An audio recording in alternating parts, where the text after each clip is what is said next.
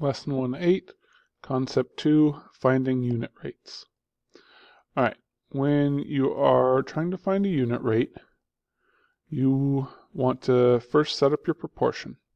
So if this was 42 miles I was driving per 30 minutes, all right, and I'm trying to set up so I have my unit rate for miles over minutes.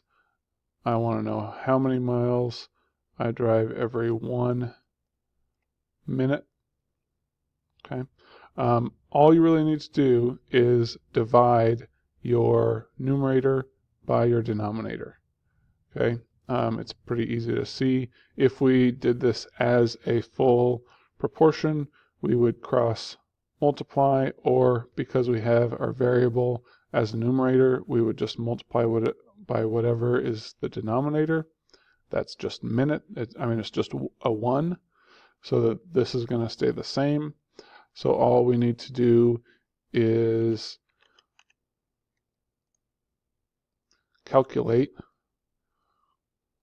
42 miles divided by 30 minutes, and we get that we have 1.4 miles per minute. All right.